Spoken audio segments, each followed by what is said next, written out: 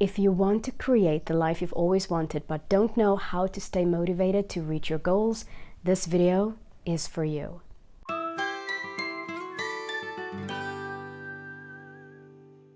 To live the life you've always wanted, you need 3 things: strategic goals, a plan to reach your goals, and feedback loops. These are indicators that tell us if what we are doing on a day-to-day basis are actually working. This is what most people neglect, and this is one of the biggest contributors to why companies and individuals alike do not reach their goals. Let's start with daily and weekly checking and work our way up. At the end of each day, ask yourself the question: if I repeat the activities I've done today for the next 3 months, will this bring me closer to or further away from my goals? If it is further away, be honest about the things that needs to change. The things you need to change is the acting part of the PDCA cycle.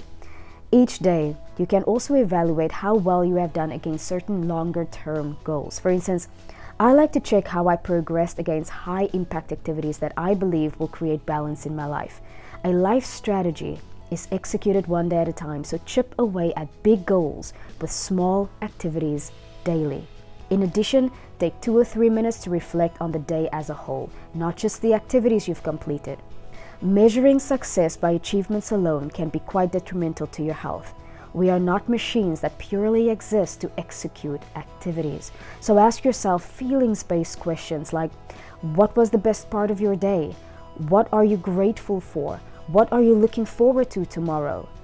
Practicing mindfulness has scientific backing for being extraordinarily beneficial when working towards your goals. And that is why I have included it in my personal strategic alignment tracker, which you are more than welcome to download by following the link in the description box below.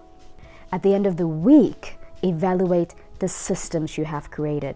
If you want to learn how to create systems, you can check out my tutorial on creating a roadmap. Have a reflection session and be honest about what worked and what didn't work.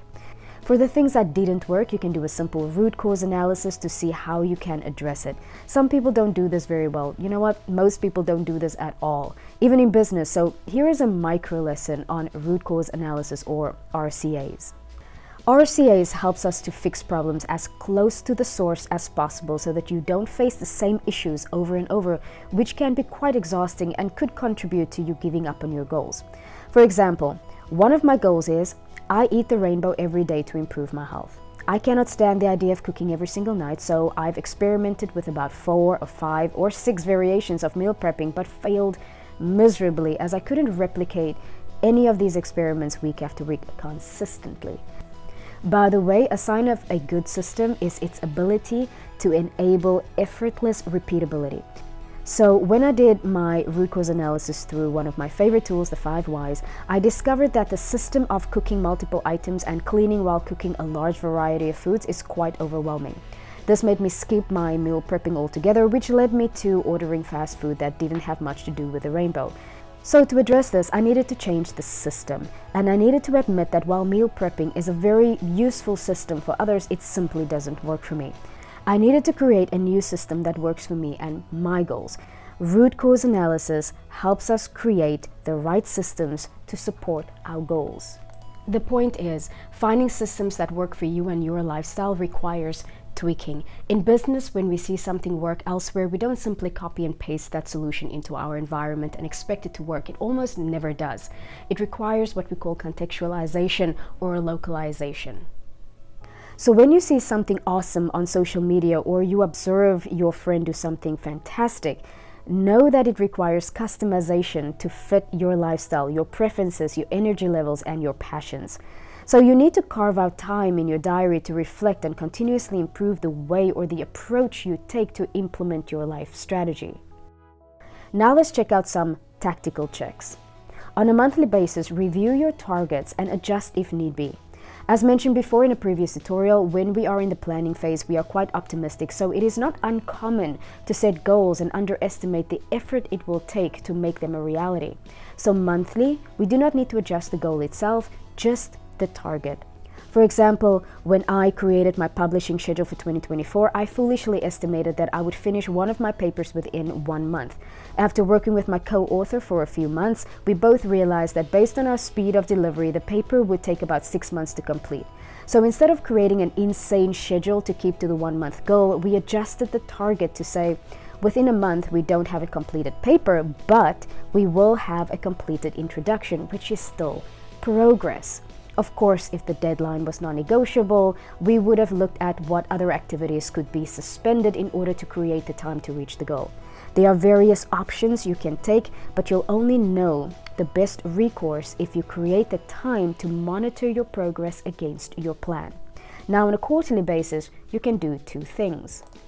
I like to update the baseline of how well I'm doing on the Wheel of Life and check if all the effort I'm putting into building new habits over the last 3 months actually moved the needle.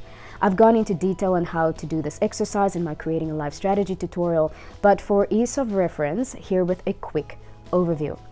On a scale of 1 to 10, rate how much each category contributes to your happiness, including a category that is non-supportive of your goals.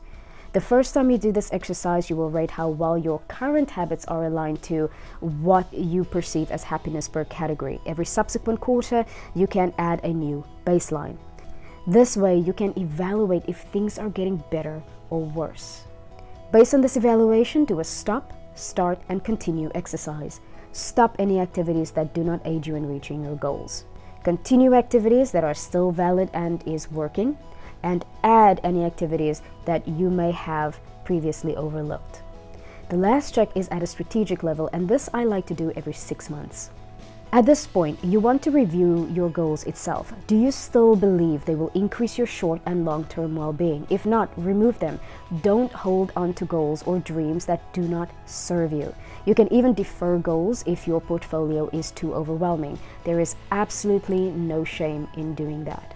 In fact, I deferred my PhD for 4 months because I started up a consulting firm, directed a musical, supervised research students, and so many other things that I just needed a break from this one goal. By reducing the goals in my portfolio, I could focus, finish what I needed to, and by the time I picked up my studies again, I was ready to hit the ground running.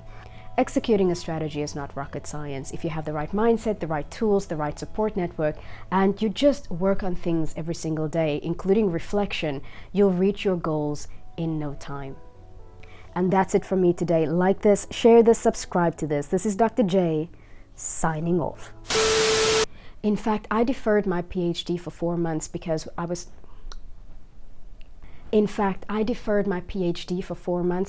starting up a consulting firm, directed a musical, supervised research students, and so many. No.